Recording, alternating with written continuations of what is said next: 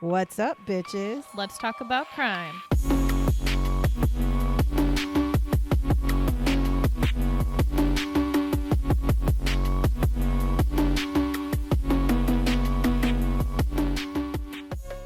What's up, bitches? Hello. How are we today? Are we good? Is the new year treating you right? So far, so good for me. How about you, Sierra?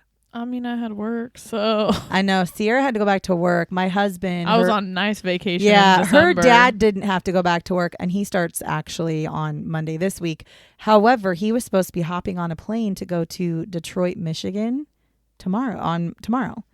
And he has been sick. He has been down for the last 3 weeks with the Disney cold. I'm calling it the Disney cold. It's probably the flu, to be honest with you. But he has been so sick that he has canceled his trip and he's not going right now. He's going to have to find a different time to go because he is just like, he is still hawking up shit.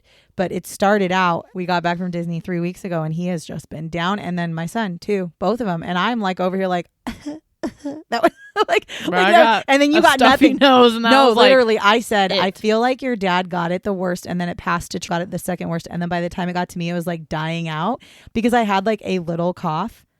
Well, that's not true. I had a pretty harsh cough for like 2 days, and then it was like done. But I didn't get the fever. I didn't get the congestion and the chest congestion, chest. I didn't have none of that. Both of them are still like struggling. I actually told your brother just the other day if he's not better by this coming Wednesday, he's going to the doctors because I'm like, maybe you need like medication. I don't know. That's what my New Year's has been like, but it's still been good. Like we're in the process of building me a new reading nook, so it's all good. And by the time you hear this, I will have probably read 3 books for the year so far. I'll probably will have my 3rd book read and done. My goal is 250, folks. That's a lot. I sold 2 books, by the way. Did I tell you? I know you knew that about the one. I sold a second book. My book. I sold your book for $3. I sold the newest Frida McFadden book for $10. Or no. Well, yes, $10, but then they take their fees out. So I made $11. Damn. Yeah, and Dad and I talked about just reusing it on the website and buying more books. Yeah. That makes most sense. Anyways, we're not here to talk about bookshelves and books and the things we need to be However, getting. we probably could have a whole nother Yeah, podcast we could because we are readers. Sierra and I are readers. I've always been a reader and I'm a fast ass reader. So but like we could also, I'll read a 300-page book in a day if I have the time to sit. If we had a podcast that talked about books, it'd be very interesting though because I don't want to talk about books with Sierra because she reads that nasty ass dark romance I read shit. The romance, smut, dark romance. She literally was like, here. Read these books, Mom. Oh my God. And because they're sitting. And those ones were fucking like PG to And me. because they're sitting on my shelf, I have to read them. I am not the kind of person to stop reading. Any like of you know what Twisted Love is? It was that one. I will. That series. I will not stop in the middle. Like there's a lot of people who are like, I will not finish this book. And they just stop reading it. You did that. I can't. Frida McFadden. I'm sorry. I cannot get hooked on her books. I can't just not read it. Like I'll read the book. I might hate it the whole time, but I will not stop reading it because I'm always like, what if it's better? Put it down. What if it gets better? Right. But I have one more of the Twisted series and I'm like, ugh. like I'm going to read it. Well, and that's the one that I didn't even read because I couldn't get hooked on that one. I'm going to Twisted read Games, it. Couldn't do it. But I'm like not looking forward to it. That's why at least I don't expose you to the lords. I don't want to read your nasty. I read the ones with the trigger warnings. She reads those and I read all of the suspense, thriller, mystery, true crime, all that stuff. Which Chantal is why Tessier, if you ever hear this, girl, I love you. Frida, I love you. Samara Cove, I love you. Y'all are my people. And of course, all the true crime, which is, again, why we have the podcast to talk about true crimes. So here we go. So this week, we are actually talking about the Lyon Sisters. Okay. Now, this happened in March. Now, shut up. Just shut up. Don't even. March 25th, 1975. It's not that old. It's old, but it's not that old. Bro, I wasn't going to say anything about that one. 1975. That's the groovy days, but baby. But you're going to like this one even though. So just know. Katherine and Sheila Lyon. They are sisters and they disappear from a shopping center in Wheaton, Maryland. Sorry. That's it. That's the story. Okay, that's all. We're done. Go look it up for yourself. It's a lot of information, actually. So buckle up. So a little background here. Katherine and Sheila, they were born in Kensington, Maryland. Sheila was born on March 30th, 1962, and Katherine was born March 29th, 1964. So Sheila was the older of the two. Now, their parents were John and Mary Lyon, and they were 2 of 4 children that the Lyon family had. There was 1 older brother and 1 younger brother. So they were the middle 2. So isn't that interesting? Like oldest brother, 2 middle girls, and then a youngest brother. Now the family lived in a close-knit neighborhood, middle-class neighborhood. The father was a well-known radio personality for WMAL-AM, which was a local radio station at the time that was run by ABC. Now in 1975, the oldest son was 15 years old. Sheila was 12. Katherine was 10, and the youngest brother was 9. Now, Sheila went to Newport Junior High, and Katherine went to Oakland Terrace Elementary. On the day that they disappeared, it was extremely close to their birthdays because they disappeared on March 25th, and Sheila's birthday is March 30th, and Katherine's birthday is March 29th. So already that's like a gut, punch in your gut. But also it was like a week before Easter as well. So there's a lot of like things. And one thing that you need to really understand is that being that Sheila was 12 and Katherine was 10, they had been talking about their birthday plans with their mom. And their mom had said like they already had their birthdays planned out. And they were very excited to go celebrate their 13th and 11th birthdays. So this is most definitely not like a case of a runaway, right? This is not a case of 2 girls that just chose to run away from their family. Their lifestyle was not like that. Now, on March 25th, 1975, this was like the second day of the girls' break from school, which they called it Easter break. I don't know in the 70s. Interesting. I'm thinking it was spring break. Like I'm thinking that it was the beginning of their spring break because Easter happened to be around there. But like when we do spring break, Easter is either the weekend of like before spring break or the weekend after. So I'm thinking it was like probably spring break. Now, the family is doing family things, and the kids are doing what all kids do when they do not have to go to school. They are staying up. They're sleeping in, That was me today. Yeah. Shit. On this specific day, on this March 25th, the kids are basically up and out of bed by about 10 a.m. They've eaten breakfast, but it's not like they're early risers. So they're, the kids, they eat their breakfast and they're trying to figure out what they're going to do for the day. So the brothers actually decide that they're going to go play basketball at a local basketball park, or a local park like that has basketball courts not too far from the house. So they're going to go do that. And the girls decide that they're going to walk to the Wheaton Plaza Shopping Center, which I know sounds really strange. Not for that time, to though. think that a 12-year-old and a 10-year-old would be walking to a mall by themselves or like a shopping center by themselves. But let me tell you that when I was 13 years old, which was in the 90s, I was walking 1.5 miles to the mall with my friend during the summer. And it was because there was nobody there to drive us. And at the time we were told, do not ride public transportation. Like you cannot get on the buses here because the buses were fucking shitty. That's where like bad things happened on the buses. So we were safer walking 1.5 miles and by the way, 1.5 miles on busy ass roads to get to the mall, and then we'd go and hang out for like ever, and then we'd walk back before it got dark. Forget you guys grew, and including them, they grew up in a time where you guys went home when the fucking street light came on. When I grew up as a kid, that was not a thing. It was stranger danger. Yeah. Do not go somewhere by yourself. Do not walk anywhere by yourself. Where the street light was not our bedtime. I'm trying to make it a point for you to realize that it's not strange for 1975 for a 10-year-old and a 12-year-old to be walking to a shopping plaza by themselves.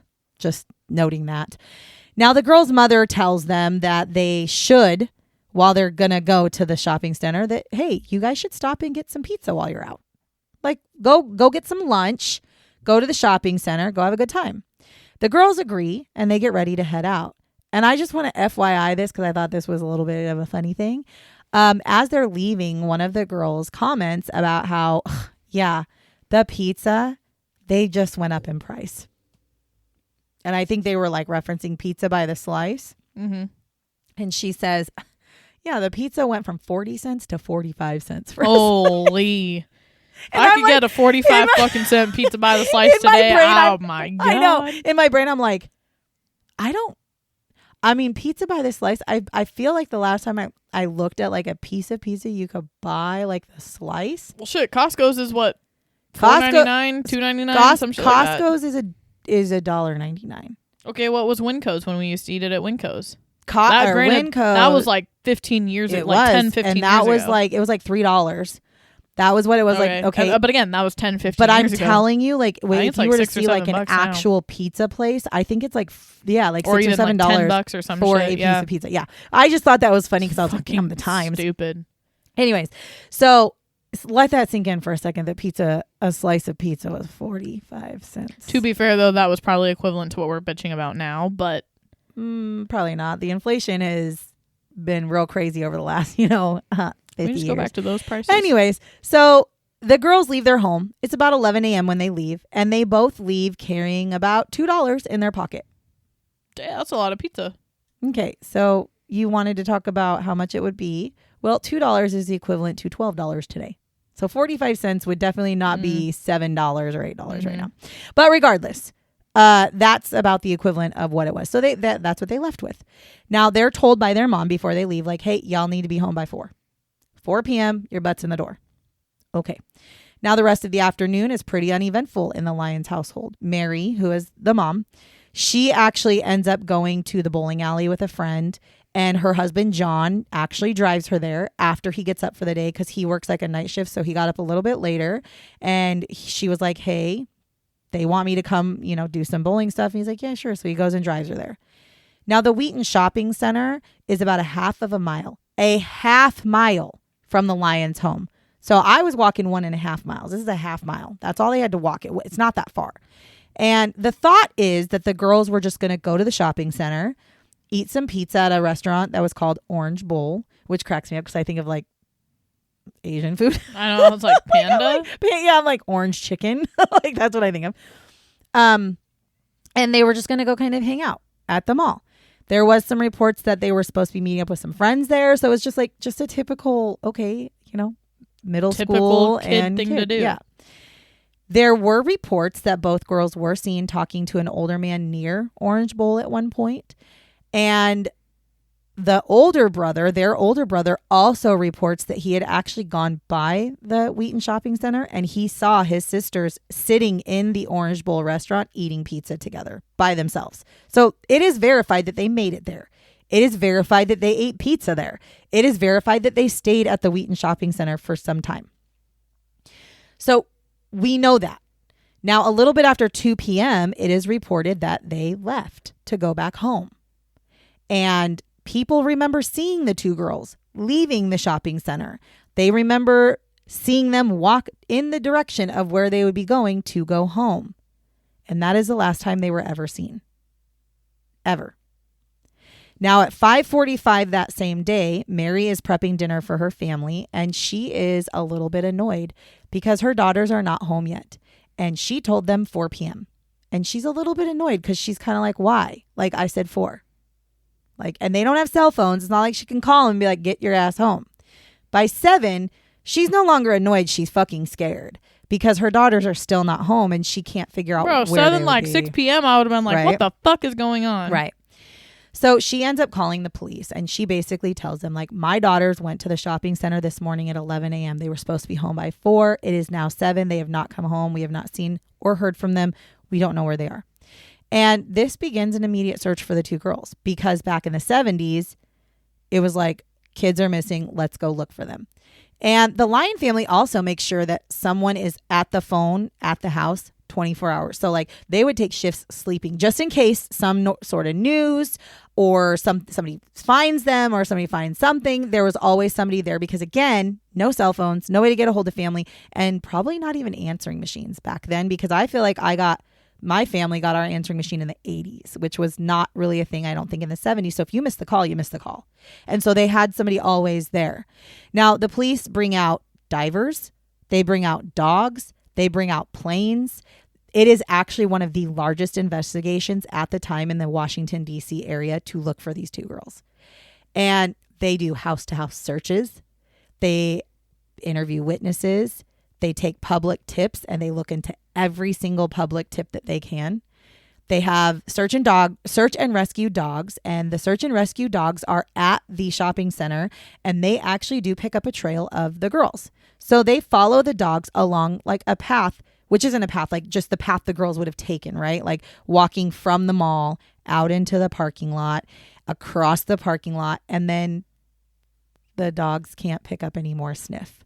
And it ends in a specific location near the shopping center, but not still in the shopping center. There is a reward for $9,000 that is offered for their safe return. And they do get some people who come forward. There's a boy who knew the girls. He actually knew the girls. And he tells the police that he saw the girls talking to a man in the mall that day. He said the man was about 6 feet tall. He was well groomed, conservatively dressed. He looked like he was between the ages of 50 and 60 years old, and he was wearing a brown suit. He was also carrying a briefcase with a tape recorder and a microphone. Like that's what he was carrying with him. And he said that the Lyon sisters and other children he had seen had been speaking to this man into his microphone in his tape recorded briefcase. Now, this made the man a prime suspect right there, because it's like, well, that's fucking weird, guy. You show up at a mall, or it's not a mall, a shopping center, and you start interviewing little kids, all young kids. So they actually have the boy give a description. They do make a sketch, and they actually end up making 2 sketches of this man, and he was deemed the tape recorder man. That's what they called him, because they didn't know what else to call him. So they have that. Now, another girl comes forward and she tells the police. Now, she also knew the Lyon sisters. And she said, there was a younger guy who had kind of long hair. And he had been following me and my friends around the shopping center. And he kept staring at us, like intently staring at us. So much so that one of my friends walked up to him and said, "Take a picture. It'll last longer." Which, bravo, because I would have said the same motherfucking shit. And this girl, by the way, is only like a little bit older than Sheila. So she's probably 12, almost 13, or 13, almost 14. Like she's not like much older, but she knew who the girls were.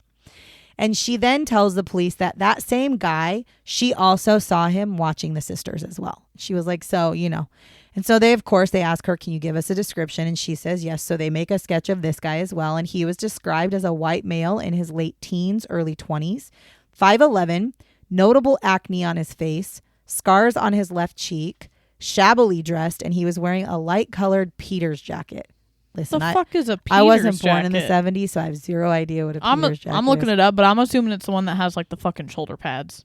Oh my gosh, I didn't even think about that. Look it up, because I don't know. Because wasn't that huge in the 70s, 80s? I mean, the 80s, shoulder pads were big. Peters jacket. Like, I know they used to have jackets that they, like, I don't know. Just look it up. What's a Peters jacket? You'll probably have to put like Peters jacket from the 70s. Ugh. What? Let me see.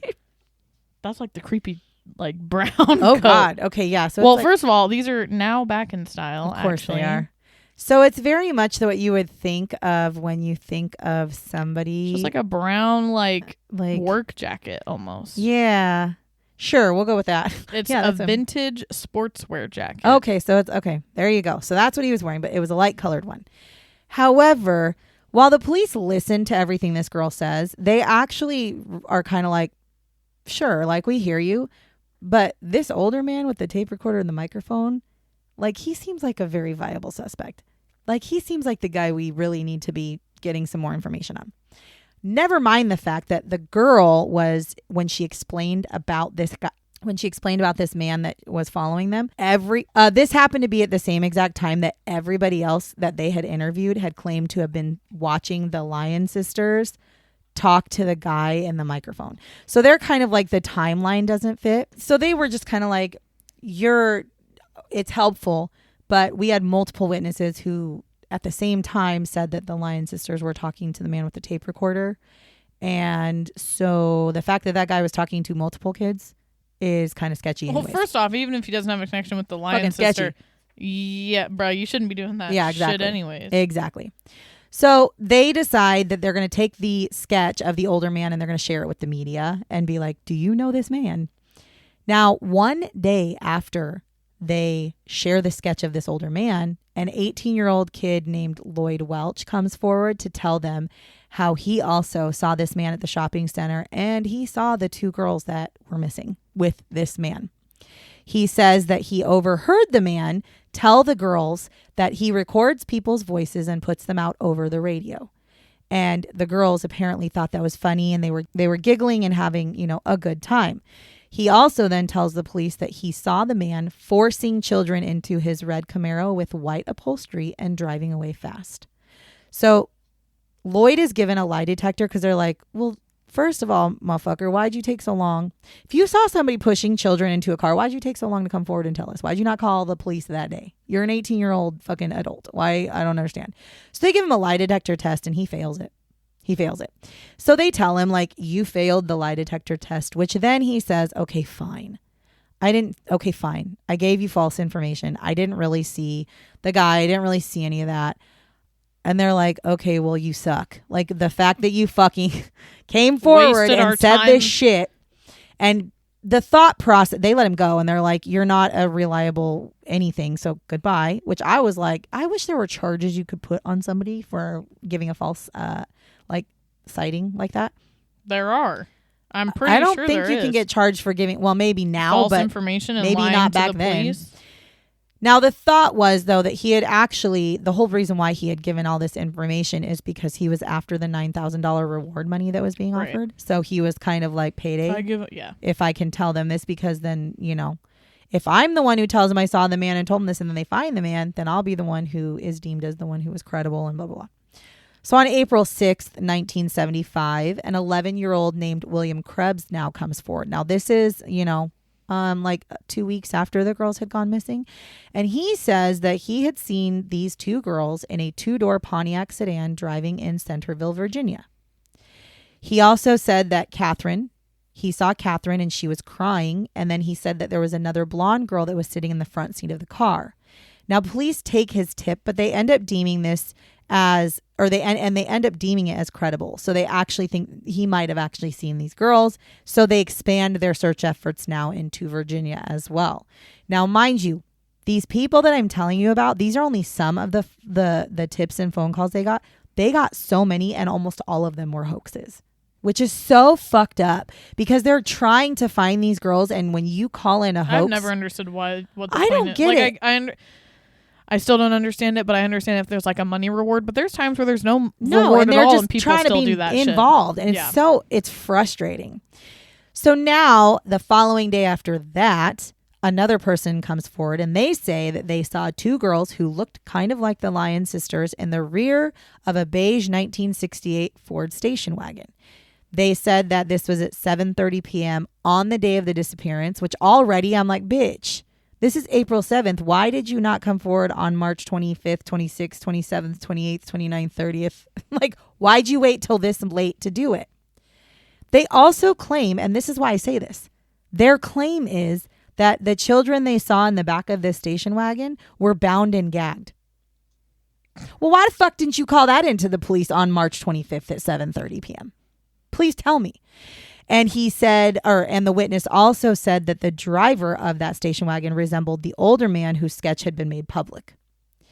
And so the witness then says that when the man realized that he was being followed by this person, the man ran a red light and was heading in the direction of Route 66, which I'm over here like, if you're running the red light, motherfucker, I'm running the red light, because you don't have cell phones. They can't call the police. Like, I understand that. But I'll be following you. I'll just keep going. I'll take the license plate number and I will follow you until you pull over. That's what I'll do. I'm not just going to be like, oh, they ran a red light, they got away. Like, I'm not doing it. And also, if I did do that, I'd immediately pull over, go to a payphone, call 911 and be like, I just saw a car that had bound and gagged kids in the back and this is the license plate number and they're driving on Route 66. So to me, I feel like you're lying. Like, I feel like this did not happen. So they end up questioning some more, and they end up saying, this is a very questionable account of things that may have happened, so we're not going to take you that seriously. Now, even with the witnesses placing the girls all the way up to certain streets, there were people who actually were like, oh yeah, I saw them walking down this street, or I saw them on this intersection. So even with those statements, with all of the search efforts, nothing. They can't find anything. They found no bodies, no girls, no clues as to where they could be. The police did not consider them runaways because of their age And because of the fact that they both only had $2. They weren't in a place to run away. So they were taking it very seriously because they're like, they weren't the typical age of a runaway. And even if they were young runaways, they're not running away with $2. They're just not doing. They're taking a hell of a lot more than $2, and they're probably taking clothes and shit or backpacks. They took nothing. So they're like, no, this is an abduction case. Police actually suspected that since the 2 girls were taken, that there may have been more than one abductor. So they felt that this could also have a sexual motive to it. And so the first thing they do is they start looking into every pedophile and sex offender in the area. They question all of them about the disappearance, about where they were on the time, day, all the things. And every single pedophile and sex offender they questioned were eliminated as possible suspects for whatever reason. Now, the Lyon family did everything they could as well. They searched themselves. They didn't stop. They created flyers. They, again, offered reward money. They even talked to psychics because they just needed to know where their girls were.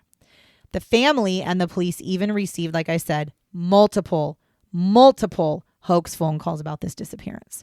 One specific one is an individual who sounded like a man called on April 4th of 1975, and he demanded that John leave $10,000 inside of a briefcase. He gave John a specific location.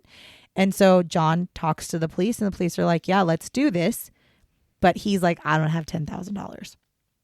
They said, no problem. Just leave $100. Actually, 101. But put it in a briefcase, put it at the location, and we'll be there. So when the guy shows up, we're just going to arrest him anyways. It doesn't matter. So he's like, okay. So John leaves this briefcase full of $101 at the location. The same person calls John again later and says, I didn't pick up the briefcase because there were too many police at the location that I gave you. Which, by the way, the location was a fucking courthouse. So I don't know what he expected. The fuck? I don't know what you expected. Anyways. And so he said, I wasn't going to pick it up. There was never another attempt from the caller to make contact with the Lyons again. So it was deemed as a hoax. It was deemed as this was some way for somebody to get money and fucking get money from a family that was already suffering. With all of the work that was done, the girls were never found. And this does eventually become a cold case because they were never found. The Lyons family were unable to get any closure, but they did feel that at this point, their daughters were most likely dead. And so they just kind of... You'd almost rather hope. Like, at that point, you don't do. I hope, know. But like, you would almost rather... Because really, think about it. Your kids are either... Which I don't know about back then, but at least nowadays, your kids are probably on the black market. Yeah. Getting sold, fucking getting raped, beat... God knows. You would rather... I mean, I know for me, you don't want your child to die. Well, it makes me think of Kyron Horman. I know. You don't want your children to die, but if they're missing for months, you almost are like, I hope. Months, years. Because if they are in... I mean, you never... The horrific things that they may have to go through. The longer the time goes on, the more you just hope that they died. Well, but and you that they also... didn't suffer. Right. And the thing is, the Lyon family wanted closure. Yeah. If their daughters had died, okay, but they wanted to be able to bury them, right? And they didn't get that. Actually, spoiler alert, they never get that. Mm-hmm. So in the 1980s, so now we're in this happened in 1975, so we're in the 1980s. Police continue to actually receive tips, like off and on. They're getting tips of like sightings of the girls and phone calls of what they think, and they actually investigate every single one of the tips that come in, but honestly, to no avail. They do not find anything, that nothing breaks for them. This brings us all the way to 2013. So nothing. Holy shit. So a decision is made to revisit this case, to like reopen it, cold case, let's open it. You know how we do these things. Well, and they have the detectives that we got all kinds of like shit some now. police departments have like cold a group, case detectives. The cold case detectives, yes. Yeah. That's what they're doing. They're like, let's open this up in the cold case department. Let's just revisit it because honestly, we got way more fucking technologies now. Mm-hmm. And sometimes a fresh set of eyes. Right. To look over everything, to be like, I see something that might not be right? So by this time, most of the people who were part of the initial investigation were retired or dead anyway. So this is all fresh eyes, new people. Sergeant Chris Homrock actually is the one who's starting to get into it. And he's just looking at all the evidence and the witness statements from the cases and reading through every single piece of information there is to see if anything strikes anything for him. He looks at the statements from the young boy. He looks at the statements from the girl from the mall who said that she saw the guy. All of them. He looks at the statement from Lloyd Welch, the 18-year-old who said that he saw all this stuff and then came out later because he failed the lie detector test. And then as he's looking through things, he finds this mugshot that was taken in 1977 of Lloyd Welch for a burglary. And he realizes that this picture of Lloyd looks very fucking similar to the picture that the girl described of the long-haired fucking God. Of the long-haired 18-year-old kid at the mall. And he's like, well, this is interesting. Let's revisit this Lloyd Welch stuff, because this photo, which was taken 2 years after, looks very similar to this photo that was drawn in 1975. And this guy was a young guy at the time, and he was somebody that was seen kind of like watching the Lyon sisters. And that's weird that he came forward too. So he was like, his brain's working a little bit. He also discovers, as he starts looking into Lloyd Welch, that Lloyd Welch had an extensive criminal history that started in 1973 all the way to 1997. This includes rape, domestic violence, and an assault with a knife. And he was, at that time, currently serving prison, a 29-year sentence for molestation of a 10-year-old girl in Delaware. So on October 16th of 2013, the police decide to set up an interview to talk to him because he's in jail. So he's in the best place you can find him. Mm-hmm. And they honestly, they thought originally that he wouldn't even talk to them. Like they were like, most likely he's not going to say shit, but whatever. So they set up this interview with Lloyd Welch, and this interview lasted 8 hours. That's how long they were in this interview with him. And actually, when he first got in there and the police come in and they're sitting down to talk to him, his actual first words to them were, I know why you're here. You're here about those girls. That's what he told them. And of course, the police were like, yeah, we are, because they've been missing for 40 fucking years and their family would like some closure. And we want to know, what'd you do to them? And he said, I didn't do anything to them. I didn't do anything to them. So he tells them that, yes, I did see the girls. Yes, I saw them at the shopping center, but I wasn't actually like really at the shopping center. Like I saw them from a distance.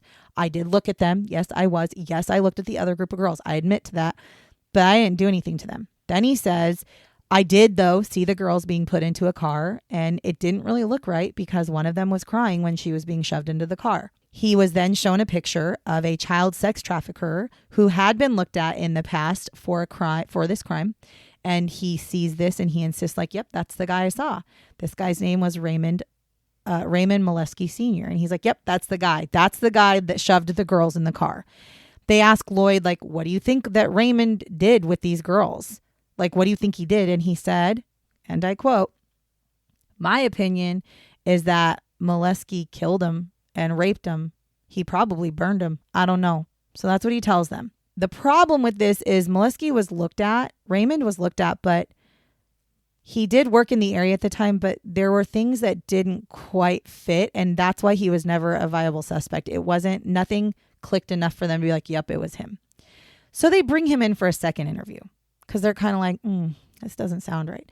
Now, during this second interview, this is the time that he admits that, okay, well, maybe not Raymond, but maybe it could be Richard Welch, who's my uncle. He admits that he watched the girls at the shopping center. He says that the girls were taken by Richard and they were drugged at Richard's home. He tells the police that they were molested and murdered by Richard. And now there's conflicting reports. I'm going to tell you both. A couple of reports said it was Richard and his father, like Lloyd's father. But then another couple of reports said it was Richard and two people he didn't know. But Richard was in there. So it was Richard, but most of the reports said Richard and Lloyd's father. So like brothers, right? So he says that they were molested and murdered by Richard and somebody else. And then he said that I witnessed all of this through a basement window, but when I heard the girls cry, I ran. That's what he tells them.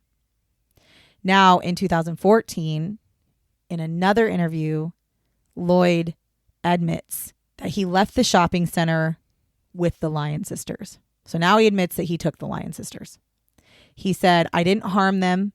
It was my uncle Richard who was responsible for that, but I did take them. He claimed that the girls were abducted by him, raped, and burned at the hands of his uncle. He said that their remains were taken to his uncle's basement in Hyattsville, and then they were placed in duffel bags, and then they were burned because they were dismembered at his uncle's home. Then they were buried on a land owned by the family at Taylor's Mountain, Virginia. So this is what he's told them. So in 2014, they do a search. And while they're searching all this information that he's given, they actually have a conversation with one of Lloyd's cousins. And one of Lloyd's cousins says, I do remember that there was a time where I helped move some duffel bags from Lloyd's car in 1975, and they weighed like 70 pounds. They were super heavy and they smelled like death.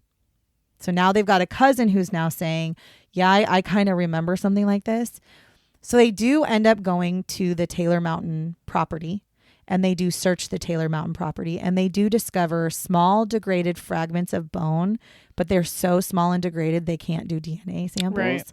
They found a single tooth, which happened to get lost before they could test it for DNA. They found a beaded necklace that they knew Katherine had been wearing. And they found a section of charred wire, which they believe came from Sheila's glasses. Now, in May of 2015, they did a forensic search of the home in Hyattsville. And there was extensive blood traces, but they were too degraded to get DNA samples from in the basement. Well, I mean, I believe it. It's been 40 plus it's a long years. Time. Yeah. So, unfortunately, police end up having to drop the charges or end up dropping, not charges. They end up dropping Richard Welch, which is the uncle, as a suspect from the Lyon sisters, because they said there was literally no physical evidence other than Lloyd's version of what happened that could actually link them together. Because all these places, like the Hyattsville home, was owned by Richard, or by Lloyd's father, not Richard. And then the property, it's owned by the Welch family. So anybody could have gone onto that property at any time. So there's no like direct link. It is literally just Lloyd's version, right? So they end up dropping him as a suspect and focus solely on Lloyd.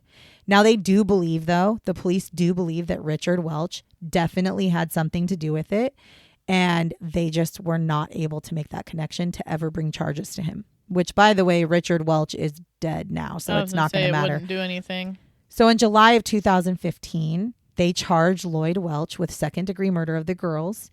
And he basically admits that he did abduct the girls for sexual abuse for his uncle at his uncle's home, or at his uncle's property, in his uncle's property.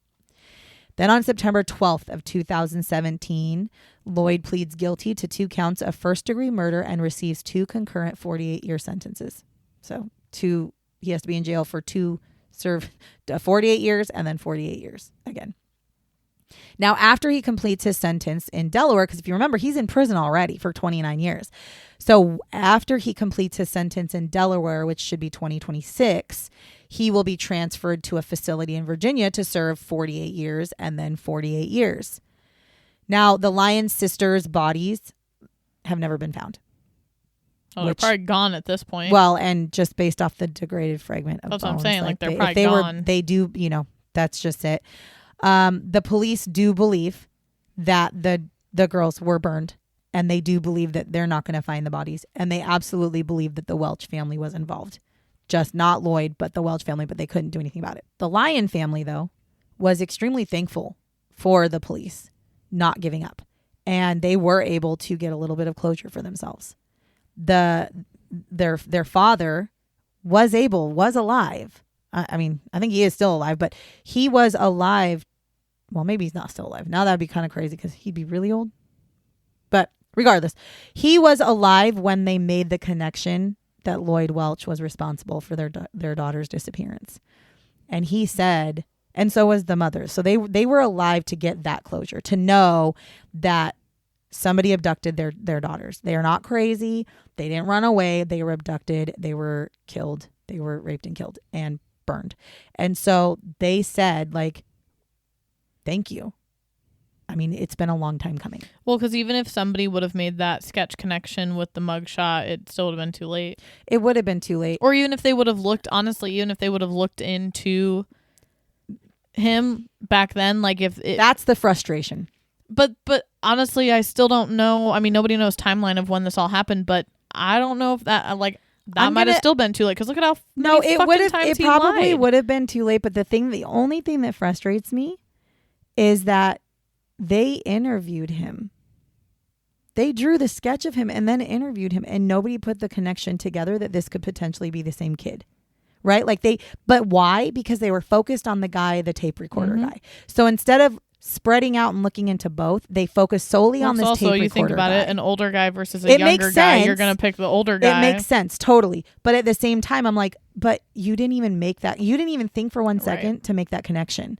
Because again, they focused on the older man instead of putting both of them out there. I think regardless, it would have ended the same. Well, no, I do too. Lloyd actually began his sentence in January of 2025 at the Virginia Department of Corrections. So he finished his sentence a year early in Virginia and was not in Virginia, in Delaware, and he was transferred to Virginia. So he is now currently at the Virginia Department of Corrections serving his first 48 years. The police have continued to maintain that they do believe that there are a couple of people from the Welch family involved in the disappearance, rape, and murder of the Lyon sisters. They've just never been able to find enough evidence to link any of them. Yeah. So how about that? Yeah, it's a depressing ass story, but kind of tell me though. So I'm not going to lie. When I was researching it, thought in my brain that Lloyd Welch, who came forward at 18 years old and talked about the tape recorder guy, never did I think that 40 years later he would be there. I mean, smart as shit suspect. Though. 100%. But again, to me, if you're taking somebody's statement, you would think that you're going to be looking at all the evidence, right? So you would think that you had been like, oh, so you saw this guy, this tape recorder guy. Okay, cool. Did you happen to see this other guy and then pull out the other sketch, which would have been like, wait a minute, you look just like this guy? Mm-hmm. But they didn't, because they genuinely were like, I don't think that guy had anything to do with it. It's human error. To be fair, you go with your instincts, and the instinct, you're correct. The guy with the tape recorder, which by the way, I don't think they ever found out who that guy was, sketchy as fuck. Yeah. Sounds like a fucking pedophile. Honest to God. So I understand the focus, but this is why in the industry of solving crimes, because I'm an expert, you don't focus on one. You don't focus on just one piece. You focus on all of them, and then it's nice to have new eyes too, like you're. And you're not wrong.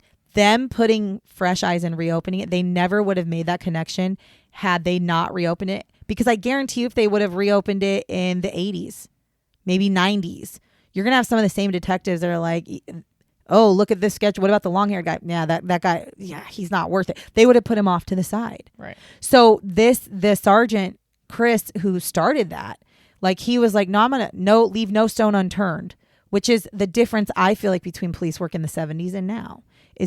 There's a lot more things that you can look at and whatever. But my point in this whole thing was, I didn't know when I started recording it, I did not know that it's not unsolved. I did not know that the bodies were never recovered. I didn't know that. So for me, it was really rough when I was researching and found out that, oh no, they never found nothing. And they didn't know who it was until 2015.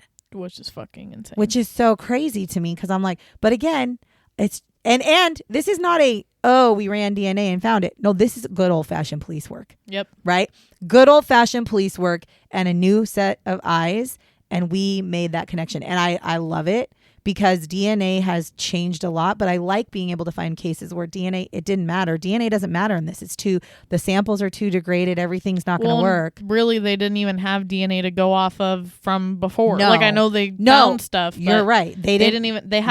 All they had were sketches. Yeah. And the fact that they were able to take a sketch and then connect it 40 years later, that's impressive. Solve the crime. Yeah, that's impressive. I was very impressed by this one. It's a really sad story, but again, it is one of those that it's not a happy ending, but it's closure. The family got closure. Well, let's get real. There's not really ever a happy There's ending never in what we do. Sometimes them bitches escape and put motherfuckers in jail. Okay, so that's a happy ending. But no, you're right. It's not that. But I do like to be able to at least see the closure. Right. You can actually definitively say this family, the Lyon family, can actually say our sisters or our daughters were abducted and murdered. They can actually say that because they know for a fact. Unlike other times when you have these other kids who are abducted and then they just disappear. It's like, are they alive? Are they not alive? Are they hurt? You know, what happened to them? Right. That closure is needed for most families. Or for any family that is missing somebody. So, so that was the story of the Lyon sisters. You're welcome. Thank you so much for joining us in our continued journey for all the true crime things. I really appreciate it. Sierra really appreciates it. And please make sure that you share us with anybody that you think would appreciate our insightfulness on true crimes. I really thought we could potentially solve this one, but it got solved for us in 2015. If it wasn't for 2015, I feel like Sierra and I would have pieced some shit together. We probably would have pulled up the sketch of the guy and then pulled up like an actual picture of Lloyd and just to see and be like, oh my God, look, it's the same guy. You know, that's how we roll here because we're amateur detectives. We really appreciate you and all of your supports. New year, new crime bitches. Well, not literally, but. Correct. Well, shit, I don't know. I may change up how I say goodbye. No, I'm not. We're going to keep shit the same around here because y'all seem to like it, which we appreciate. Anyways, thank you one more time. Thank you so much for listening to us. And until next week, catch you on the flip side, bitches. Bye, bitches.